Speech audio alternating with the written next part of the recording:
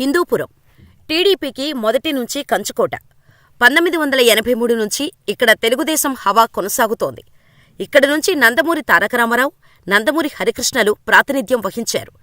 వైఎస్సార్సీపీ ఆవిర్భావం, రాష్ట్ర విభజన తర్వాత హిందూపురం రాజకీయాలు చాలా మారిపోయాయి. అక్కడి నుంచి నందమూరి బాలయ్యను టీడీపీ రంగంలోకి దించగా వరుసగా రెండుసార్లు గెలిచారు. ఇటు వైఎస్సార్సీపీ 2014, 2019లో నుంచి అభ్యర్థుల్ని మార్చినా ఫలితం దక్కలేదు. హిందూపురంలో 2014 ఎన్నికల్లో నవీన్ నిశ్చల్ పోటీ చేసి బాలయ్య చేతిలో ఓడిపోయారు. 2019లో మళ్లీ అభ్యర్థిని మార్చేసిన అధిష్టానం మాజీ పోలీస్ అధికారి ఇక్బాల్ను పార్టీలో చేర్చుకుని పోటీ చేయించినా పరాజయం తప్పలేదు. వచ్చే ఎన్నికల కోసం ముందే ప్లాన్ అమలు చేసుకుని ఇక్బాల్కు ఎమ్మెల్సీ పదవి ఇచ్చి ప్రాధాన్యమిచ్చింది. కానీ ఇక్బాల్ తరచూ వివాదాల్లో చిక్కుకున్నారు. సొంత పార్టీలోనే వ్యతిరేక వర్గం మొదలైంది. చౌలూరు రామకృష్ణారెడ్డి హత్య వ్యవహారం కూడా ఇక్బాలుకు తలనొప్పిగా మారింది. హిందూపురం వైఎస్సార్సీపీలు మొత్తం 3 గ్రూపులుగా విడిపోయారనే టాక్ బలంగా వినిపించింది.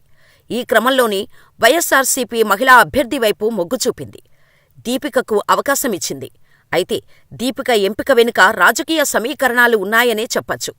ఇప్పటికే బాలకృష్ణ 2 సార్లు విజయం సాధించి హ్యాట్రిక్ కొట్టాలని పట్టుదలతో ఉన్నారు.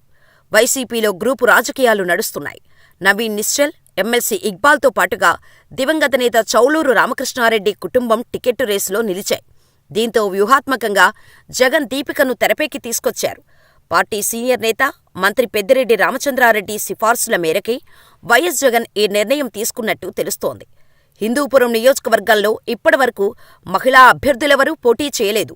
ఏ పార్టీ కూడా ఓ మహిళా నాయకురాలని తమ అభ్యర్థిగా ఎన్నికల బరిలో నిలపలేదు. దీన్ని దృష్టిలో ఉంచుకొని వైసీపీ దీపికను ఎంపిక చేసినట్టు చెబుతున్నారు. నియోజకవర్గంలో పెద్దగా ఎవరికీ తెలియని దీపికారెడ్డిని నిలబెట్టడమంటే సాహసమనే అనుకోవాలి. అది కూడా బాలకృష్ణ లాంటి మాస్ లీడర్పై. కానీ జగన్ ఆ రిస్క్ తీసుకున్నారు.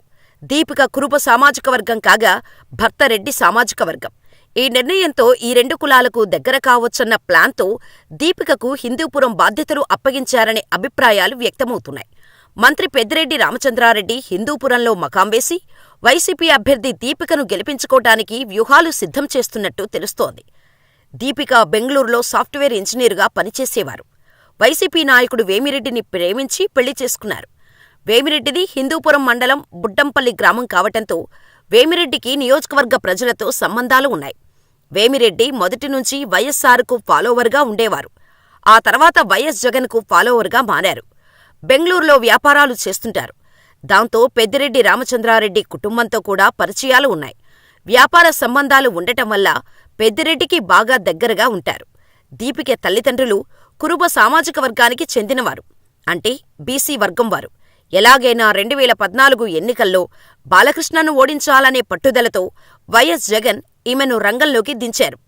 ఇన్నాళ్లు 2 వర్గాలుగా కొట్లాడుకున్న నవీన్, ఇక్బాల్ ఇప్పుడు దీపిక తెరపైకి రావటంతో ఇద్దరం ఒకటిగా పనిచేస్తామని చెబుతున్నట్టు తెలుస్తోంది. కానీ సీఎం జగన్ మాత్రం పెద్దిరెడ్డి వ్యూహానికే పచ్చజెండా ఊపుతున్నారు.